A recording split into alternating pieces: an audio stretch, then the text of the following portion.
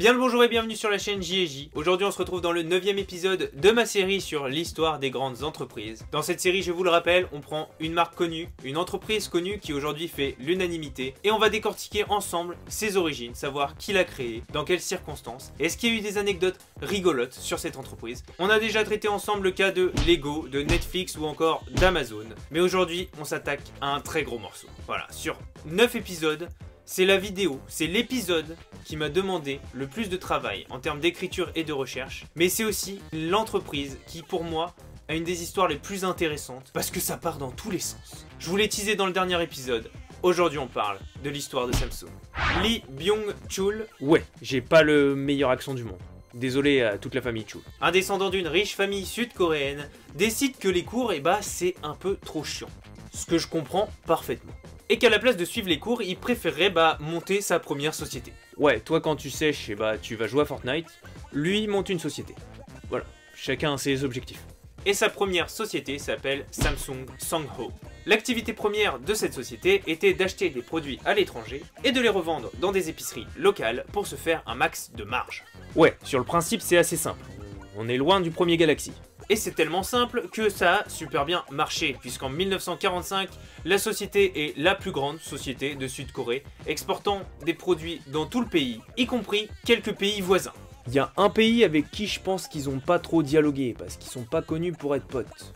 Mais comme je veux pas mourir, je vais pas aller au bout de cette vanne. Vous aurez très bien compris de qui je parle. Ils sont un peu plus au nord. Ouais, on n'en dit pas plus, Je vous apprends rien, ou peut-être que si, en vous annonçant qu'entre 1950 et 1953, il y a 3 années qui se sont écoulées. Voilà, rien de nouveau sous le soleil. Ah oui, aussi, entre 1950 et 1953, c'est un détail, mais il y a aussi la guerre de Corée, voilà, qui oppose la Corée du Nord et la Corée du Sud. Samsung va tirer son épingle du jeu pendant cette guerre, puisqu'il va utiliser son statut de grand exportateur-importateur dans le pays pour participer à l'envoi de troupes et d'armes pendant la guerre. C'est ultra bénéfique pour leur image, mais aussi en termes de sous. Quand t'es la plus grosse boîte, qui en plus aide l'armée en général, voilà, on l'a vu avec Harley Davidson, c'est plutôt positif comme statut. Ça marche tellement bien qu'après la guerre, notre cher Lee devient l'homme le plus riche de Corée du Sud. Ouais, rien que ça, ouais. Et là vous vous demandez sûrement, comme dans beaucoup d'histoires de grandes entreprises, non mais il est où le rapport avec les téléphones quoi? Parce que moi si je suis là c'est pour savoir comment ils en sont venus à vendre des téléphones, ok? J'y viens, mon petit, j'y viens. 2 secondes. Faut savoir qu'après ça, Lee a un peu diversifié Samsung et a un peu changé son statut puisque Samsung est devenu un groupement d'entreprises avec plein d'entreprises qui exerçaient dans plusieurs domaines d'activité. Il y avait le commerce, la production de sucre, les assurances, etc. Oui, savoir ça n'était pas essentiel à la compréhension, mais je trouvais ça intéressant quand même. On appelle ça un conglomérat d'entreprises. En fait, l'objectif de Lee, c'était d'être le meilleur dans tous les domaines. Et du coup, c'est comme ça qu'il a géré son entreprise et son conglomérat tout au long de sa vie. Dès qu'il voyait une bébé idée, une bébé entreprise quelque part, il la rachetait, il la joignait au groupe Samsung, il la faisait évoluer jusqu'à ce que cette société soit la meilleure du domaine. Et c'est comme ça que Samsung s'est retrouvé impliqué dans beaucoup de domaines différents que vous pouvez voir à l'écran. En 1960, Samsung comprend que l'électronique c'est l'avenir comme beaucoup et décide de fonder Samsung Electronic Device, Samsung Electromechanics, Samsung Corning, Samsung Semiconducteurs et Télécommunications. Plein de filiales pour chaque domaine ciblé de l'électronique. Sérieux, c'était pas plus simple de faire une grosse boîte qui fait tout? Avec des départements différents dans la boîte? Non, il fallait vraiment en créer 4 différentes. Vraiment, c'était une stratégie marketing correcte. Et ça y est, le premier appareil électronique vendu par Samsung sort. Vous l'avez attendu. Vous n'attendiez que ça. On parle bien sûr d'une télé. Sans couleur, hein. Mais faut pas déconner non plus. Dans les années 80, Samsung rachète une entreprise spécialisée dans la télécommunication. Rapport à ce que je vous ai dit tout à l'heure, hein. Une société développe un truc bien, Samsung la rachète et devient la société en question, pour se lancer dans la production d'ordinateurs portables et de téléphones mobiles et fixes. Et c'est grâce à ce rachat qu'on voit enfin le premier téléphone portable de Samsung, le SH100. C'est un flop total, hein. Ils en ont vendu genre 2000 exemplaires, c'est vraiment pas foufou, on va pas se le cacher. Mais ils ont continué, ils ont persévéré.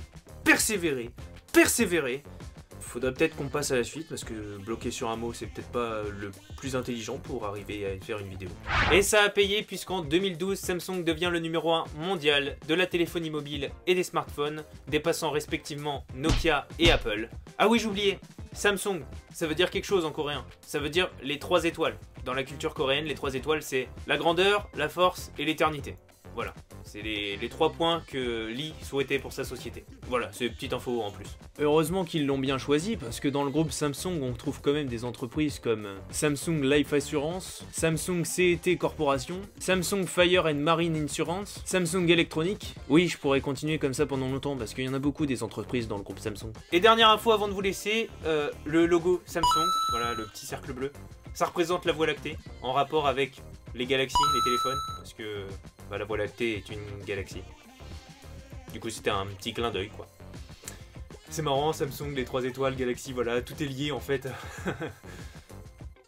Voilà, cet épisode est déjà terminé. Voilà, ce que je vous disais à propos de Samsung, comme quoi c'était difficile à l'écrire, c'était en rapport avec ce conglomérat d'entreprises. Parce que moi je voyais Samsung que par les téléphones, les tablettes, etc., par les produits électroniques finalement. Et en fait je me suis rendu compte vraiment que c'était qu'une toute petite partie de la société et remonter sur tout le conglomérat et savoir d'où ça venait tout ça. Pour tout vous dire, même les sources, certaines sources ne sont pas d'accord entre elles sur quelle société a été créée par Lee en premier, parce qu'en fait dans sa vie il en a créé des dizaines et des centaines de sociétés pour faire vraiment un gros groupe. Voilà, donc maintenant quand on vous le dira, Samsung ce n'est pas que Samsung Electronics qui fait les téléphones, c'est tout un groupe qui s'occupe de beaucoup de choses, y compris des choses pour l'armée.